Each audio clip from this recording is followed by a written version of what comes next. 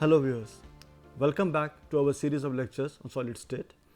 In this session, we will talk about crystal symmetry and try to see that how do we relate it to molecular symmetry, and then in what way is it different, and then how do we go about exploiting crystal symmetry to get the structure of solids there.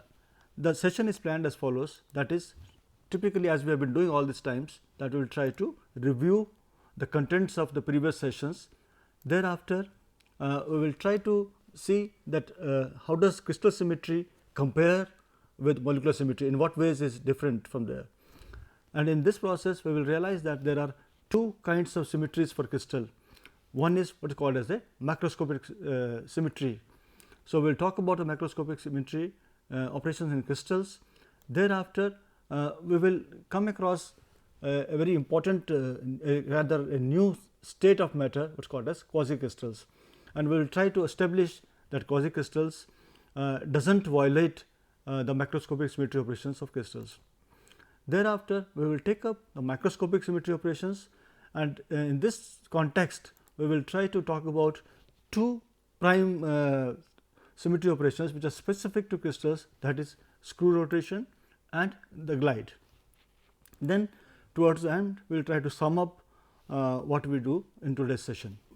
Now, let us make a beginning by recalling what we have done so far in these sessions.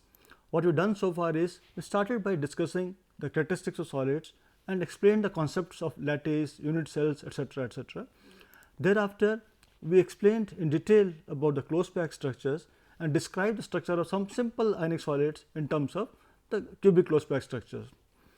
Having done that, we took up the concept of symmetry, and we differentiated between the symmetry operations and symmetry elements, and thereafter we discussed different types of molecular symmetry operations with suitable examples, and also saw that what are the symmetry elements around which these kind of operations are executed. Okay. So, that is what we have done so far. Let us briefly recall again what we did in the previous session, that is, the molecules show 5 different types of symmetry operations, and of course, there are corresponding symmetry elements, and the operations happen to be like identity, for which the whole molecule happens to be the symmetry element, then n-fold rotations, for which we had the symmetry element to be axis of rotation. Thereafter, we talked about reflections, wherein the symmetry elements happen to be the plane of symmetry. Then we had inversion, wherein the point of symmetry was the symmetry element, and lastly we talked about improper n-fold rotation, and the improper axis was the symmetry element there. So, that is all what we have done in case of molecules. Now, what happens is, out of these 5 symmetry elements or symmetry operations, there are only 2 which are important to describe all the symmetry properties of molecules, and these 2 happen to be the axis of symmetry and improper axis of symmetry. What it means is that all the other symmetry operations, say identity can be kind of equated to say C1, say C1 axis of rotation means rotation by 360 degrees is as good as an identity operation. So, that is the example we had in case of identity operation there. Similarly, we can show that S1 operation is, that is, you rotate by 360 degrees and then you reflect through a plane perpendicular to the principal axis. So, what you get is, this is nothing but your sigma, that is the plane of symmetry. Similarly, we can also show that inversion I is nothing but S2.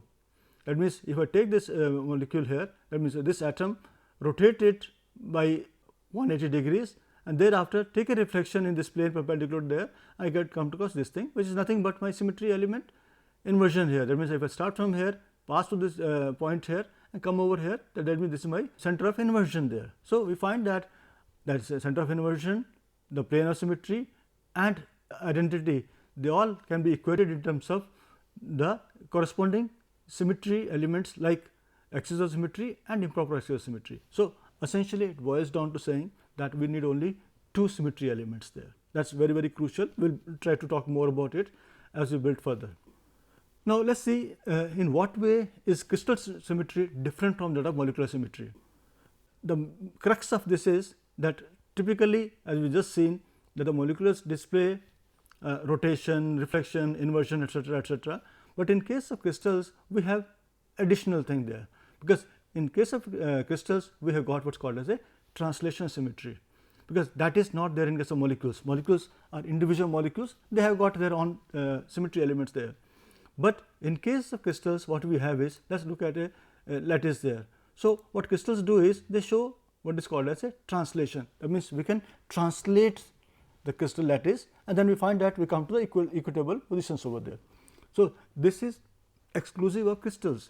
This kind of phenomenon does not occur in case of molecules. So, since crystals are different from because all what happens in case of molecules holds true here also, but they have got additional element what is called as a translation symmetry. Actually, in case of crystals, there are two types of symmetries. One, what is called as a macroscopic crystal symmetry, or the gross level symmetry, what is called as a external symmetry of the crystal as they appear, and this kind of symmetry can be visualized or understood just by looking at the crystal itself without any kind of an aid in that.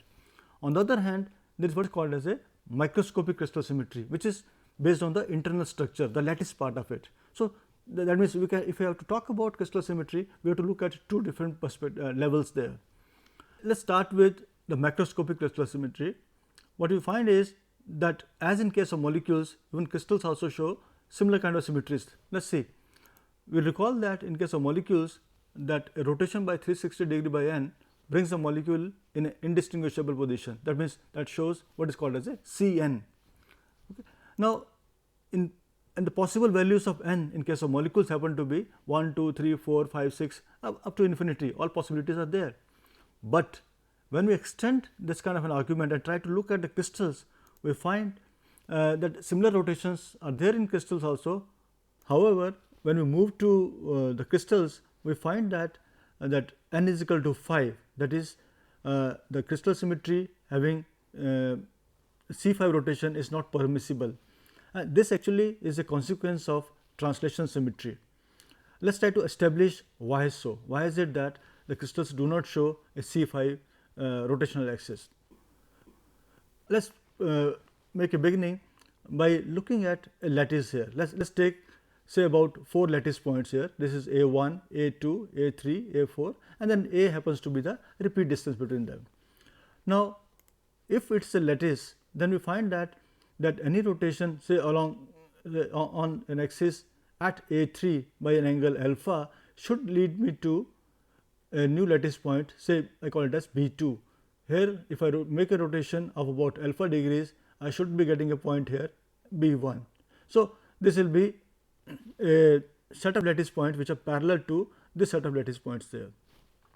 Further, we have to see that, so this is my repeat distance here. Since this line here, this B1, B2 is parallel to A1, A4, that means this distance between B1 to B2 must be some integral multiple of the repeat distance A. That means, we call it as MA. Further, what we can see is that if I draw perpendicular from say A3 onto this plane here, and similarly here also, we find that this distance happens to be A cos alpha here, because this is my alpha here. So would be this alpha, so this will be A cos alpha. Similarly, this also is A cos alpha. Then what we see is that this whole distance MA should be equal to this A plus A cos alpha plus another A cos alpha. That is, what we see is that MA to be equal to A plus A cos alpha plus A cos alpha, or we say, if I just solve it here, I find that cos alpha happens to be n by 2, where n happens to be nothing but m minus 1, okay, where m was my repeat distance over there. Now, if that be so, then we find that the only values of alpha that satisfy this equation happen to be 0 degree, 60 degree, 90 degree, 120, 180, 240 and 360 degrees. That means, we do not have a possible rotation of 72 degrees, which corresponds to a C5 axis. That is, rotational axis can only be 1, 2, 3, 4 or 6-fold. 5-fold rotational axis is not possible. That is what we infer from our symmetry. Let us see how do we try to see that physically that C5 symmetry is not possible is. Now, suppose you have got a floor, if you want to tile it with some kind of a have you ever seen a tile which is pentagon kind of a thing, a regular pentagon? No, because if I take a regular pentagon and tile the floor, we find that there will be gaps in between. You cannot make a very regular pattern with the help of pentagons there. That is, same thing will happen. That means I cannot create a crystal with unit cells have pentagon types. There is no unit cell which happens to be of this geometry there. So, that is, we established that the C5 is not possible in case of crystals. But very recently, in about 1982, an Israeli scientist by the name Shackman and his colleagues have observed a new state of matter, what is called as quasi-crystalline state. What they observed is they have got a Nobel Prize in 2011. Now, what they observed is that the single crystal diffraction patterns of the materials they were dealing with, they showed a diffraction pattern which corresponded to having rotational symmetries of say n is equal to 5, 10 and 12 and so on and so forth. We know that n is equal to 5 is not possible, we just talked about it. But then how is it so that they could get it? And actually, as I just said, it seems that it violates the rules of the rotational symmetries which are allowed for crystal lattices. What they observed can be explained as follows, that is, the quasi-crystals actually do not have a regularly repeating crystal structure based on a single motif, because we know that in crystals we got unit cells which repeat in all 3 dimensions here. What we find is in case of quasi-crystals they can be more than one motif there, and that means you have more than one building block. That means they pack in such a fashion that there is an order, but the periodicity is lost in the process. Let us look at this picture here. What you find is that this tiling of a floor probably can be talked about again, and then it can be obtained by using 2 different types of parallelograms, say one of this kind, another of this type here. When you do this kind of filling here, we find that this leads to very regular pattern here. You see that this portion here which has been encircled shows a very beautiful 5-fold symmetry here. Similarly, here also we find that there is an ordered arrangement which is again 5-fold or 10-fold, but we find a region here which does not have that kind of a symmetry. So, we find that we have a crystalline material which is ordered, but it does not have a very periodic arrangement there, and then this kind of C5 symmetry which it manifests in terms of diffraction pattern, that is coming because of the patterns or that kind of organization as has been shown over here. Now, what we see is essentially that the tiling pattern has many local areas as I just demonstrated to you, but structure as a whole is not periodic, and secondly it does not exhibit 5-fold symmetry and a regular unit cannot be identified in that. Thus, we can say that the quasi-crystals do not violate the non-existence of 5-fold symmetry in crystals, because that law what we established some time back does hold true. Okay. Now, let us move further. Now, question is, we know that molecules are symmetric, so are the crystals, but how do we represent such a symmetry? There are 2 ways of doing that. There are 2 kind of notations which have been suggested for that. One happens to be Schoenflies symbols, which actually are preferred for molecular symmetry, what we have done in the previous session, that is C1, C2, C3 or E, sigma and so on and so forth. They are Schoenflies symbols there, which are preferred for molecular symmetry. In case of crystals, we use Hermann-Morgan symbols because they do accommodate the translation symmetry. Now, how do we represent the microscopic symmetry elements? That can be shown with the help of this table here. We see that the elements of symmetry are similar to what we had in case of molecules, but we have seen only one exception, that is we do not have rotational symmetry of n is equal to 5. Okay. Now, the typical symmetry elements what we have in case of crystals is the axis of rotation, and the possibilities are 1, 2, 3, 4, 6. That means there are only 5 possibilities are there. There is no other rotational axis possible in case of crystals there. Further, you should note here that when you kind of do the notation here, we have only the numbers 1, 2, 3, 4 and 6. We do not have C1, C2 and so on and so forth. We just put the numbers over there. And as regards the mirror planes, the symbols happen to be M, simply M for the mirror plane, or it is 2 bar. And there is only one possibility, you have only one type of mirror plane in case of crystals. In case of molecules, you remember there are 3 possibilities were there, sigma V, sigma D and sigma H and so on and so forth. Here we have got only one possibility. As regards rotatory inversion, so we have got 3 bar, 4 bar and 6 bar. So, there are 3 possibilities are there. And as regards center of symmetry, there is only one possibility, that is 1 bar. Okay. So, that is how do we represent there. That is, in total there are 5 plus 1 6 and 3 9 and 1 10. Total number of 10 symmetry elements are possible, as regards the macroscopic symmetry of the crystals there. Let us recall that in case of molecules, we need only two operations, that is the proper rotation and improper rotation, and they were sufficient to describe all possible symmetry properties of the molecules. Now, when we extend further to the crystals, we find that in case of crystals, these two operations of the molecules, they combine with the translation operation, because translation is a new phenomenon which does not occur in case of molecules. So, that translation operation will give two new kind of operations. One is called as screw rotation, which is basically a combined operation which includes a rotation followed by translation. We will talk about it further.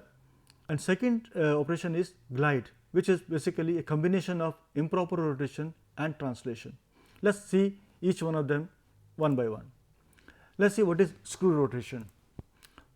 Now, basically it is a rotation followed by translation, and it is typically indicated by a symbol like NP, where it is implying that we have a rotation of n, that is 360 degree by n, followed by a translation of p by n, where p is the fraction of the repeat distance over there. We will elaborate further.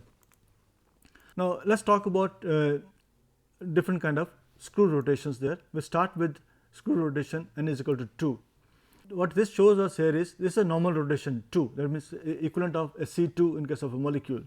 We find is that in this lattice here, now suppose I have a lattice point 1 here. If I rotate it by 180 degrees like this, I come to 2, 3 will come to 4, 5 will come to 6, and so on and so forth. It is a simple rotation 2, but there is no translation in this case. But what happens is, now suppose you got arrangement of this kind, that means if the lattice happens to be as it is 1, 2, 3, 4, 5, 6 and so on and so forth, then what happens is, how do I go from 1 to 2? How do I go from 1 to 2 is, I start from 1, make a rotation by 180 degrees, so I come somewhere here. Then I translate, I move in a direction here by a distance a by 2, a is my repeat distance here, from here to here is a. I translate by a by 2, so I come here. I again rotate by 180 degrees, I come somewhere here, translate by a by 2, I come here, 180 degrees translation here, and so on and so forth. That means, the lattice can be generated by doing two operations, that is rotation by 180 degrees followed by translation by a by 2. Let us see another version of the same. Let us look at a coin, that is a head here. If I rotate by 180 degrees, I come somewhere here. I translate a by 2, I come here. So, that is the way my motion will be. That means, this will be an axial kind of thing. It will be creating some kind of a screw, because that is a screw rotation. That means, you are rotating as well as translating further, because typically if you look at a screw, how does the screw work is, that is you take a screw, put it there, rotate it clockwise. As you rotate it clockwise, you move further up, you move forward. Same thing is happening here also. As I am moving, I am rotating and translating. So, that is the kind of operation I am talking about there. So, this is my screw rotation for n is equal to 2, and this screw axis for which I have to rotate by 180 degrees, that is equal to 2, rotation 2, and translation by a by 2, this will be given as 2 1, because it is rotation 2 means rotation by 180, 2 1 means it is 1 by 2 translation. Okay. So, that is only one possibility in case of n is equal to 2. Let us move further. Let us look at when n is equal to 3, what are the possibilities. This is my typical rotation axis 3. That means, if I rotate by 120 degrees, I go from 1 to 2, 2 to 3, or say 1 prime to 2 prime, 2 prime to 3 prime, and so on and so forth. That is not that is not screw axis, that is a normal axis. But if it so happens that the lattice points are arranged in such a fashion wherein I start from 1, rotate 120 degrees, that means I make a rotation 3, and then I translate by a by 3, 1/3 of the distance here. So, I reach the point 2. I again take a rotation of 120 degree, I go again 1 a by 3 here, take another 120 rotation, go up there, I keep like this. That means, I rotate by 120 degrees, move 1/3 of the repeat distance there, rotate 120 degrees. So, that is the kind of translation motion I will be accompanying my rotational motion there. So, that is my 3 1 axis. because the 3 1 axis means I am rotating by 3 means 360 by 3, 120 degrees. 3 1 means it is 1 by 3 translation, that means I am translating by the 1 by third of the repeat distance there. Other possibility in such a case could be something like 3 2 axis, wherein what happens is I start from here, make a rotation 3, that is by 120 degrees, then I translate by 2 by 3, because this is NP. So, this is P by N, P is 2, N is 3. So, I translate by 2 by 3, then again 120 rotation 2 by 3 here, another 120 rotation 2 by 3 here. That is how I link my lattice points in the lattice there. So, that is a typical kind of symmetry operation which is possible only in case of crystals, not in case of molecules. That is called as a screw rotation. Now, if we just take all possibilities, we find that there are only 2, it is only 2 1 is possible, that is a symbol for this. For 3, for n is equal to 3, there are 2 possibilities, 3 1, 3 2, as I have just shown you. For n is equal to 4, there are 3 possibilities there, 4 1, 4 2, 4 3, and for n is equal to 6, there are 5 possibilities. So, they are the possible 11 screw rotations there. So, that is one manifestation of translation symmetry there. Now, let us move to the second kind of symmetry operation which is exclusive to crystals, that happens to be glide. This again is a combined operation there, wherein there is a reflection followed by a translation by certain distance, a by 2 is one possibility. Now, there are 3 axial glides, wherein there is a translation parallel to a crystallographic axis which is possible there. What are these? They are given as A. A is one kind of a axial glide, wherein there is a reflection, that is M represents a reflection there, mirror plane, and then followed by a translation along the crystallographic axis, say x or whatever axis it is, we translate by a distance a by 2. Other possibility is that M plus B by 2, yet another one is M plus C by 2. So, there are 3 possible axial glides are there. In addition to axial glides, we also have 2 more types of glides. One is called as a N glide, which is also called as a diagonal glide. This actually has a translation along the phase diagonal. What we do is, the glide component in this case happens to be the vector sum of any 2, the sum of either B by 2 plus C by 2, that means out of the 3, A by 2, B by 2 and C by 2, sum of any 2 of these will be giving you the translation component of that. And another third type of glide rather is D glide, which is also called as diamond glide, which is similar to what we have here of N glide. That means, we have translation along the body diagonal. This was along the phase diagonal, it is along the body diagonal, but in this case the translation component happens to be vector sum of any 2 of these distances there, A by 4, B by 4 and C 4, these 2 or these 2 or these 2, there are 3 possibilities in that case. Let us see pictorially how do we look at what does a glide mean to us. Let us look at this picture here. So, we have our repeat motif to be a hand here. Now, suppose I look at this hand here, I reflect it through this plane, I will be getting a reflection here. When I translate, I come over here. If I reflect this here and then translate, I come here. I reflect it here, translate by A by 2, because my A is here, from here to here is my repeat distance here, but what I am doing is I am translating half the distance here. I reflect, translate A by 2, reflect, translate A by 2 and so on and so forth. When I do that, I am able to move from one lattice point to another and so on and so forth. Let us see it in a different representation here. So, here again similar thing only. So, you have the point 1 here, the lattice point 1, I reflect here and then come here and then I keep doing that. So, that is my glide A. This is yet another representation of the same thing. So, I have a coin with a tail on that. So, if I reflect it, my this T will become opposite here, and then when I translate, I come here. I reflect, translate, reflect, translate. So, that is how I go from one lattice point to another lattice point. So, there is a reflection, and because this again has a translation component in that. So, this again is an operation which is exclusive only for the crystals. This does not happen in case of molecules. Okay. Now, let us now look at small animation here. Let us look at how do I show N glide. Now, suppose I have, these are my 3 crystallographic axes there, and I look at one motif here. The first thing is I do a reflection, I get a reflection. So, if this goes to this here, then what do? I translate here, I translate along the C axis, say by a distance C by 2. Then what do? I move along the B axis, I again do by B by 2. So, that is where I reach. So, this point and this point are related by what is called as a n-glide. I hope that clarifies it. Let us see another one. Now, I have the same starting point here, I reflect, I get this, I translate along the C axis by a distance C by 2, and then I move towards A parallel to the A axis by again distance by A by 2.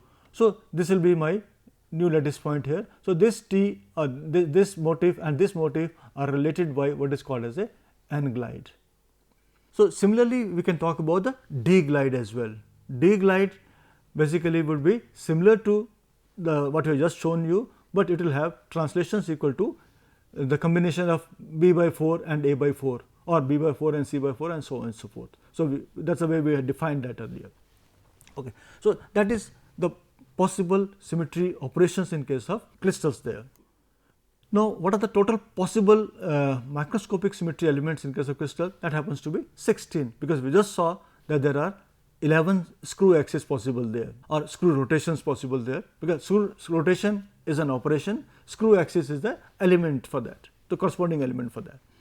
And also we have seen that the total number of glide happens to be 5. The 3 are axial glides, 1 is an n-glide, 1 is a d-glide there, and then the total comes out to be 16.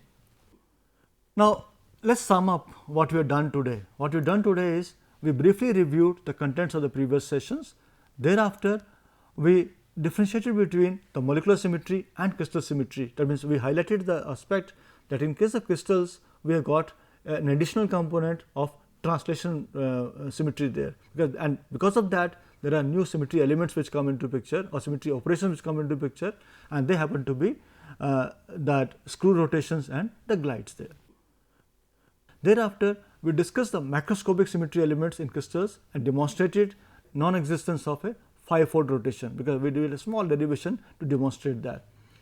Thereafter, we briefly touched upon the quasicrystals and showed that their existence, which has been recently discovered, it does not violate the laws of crystal symmetry, because that is observed for the fact, because in such cases we do not have a unique unit cell there.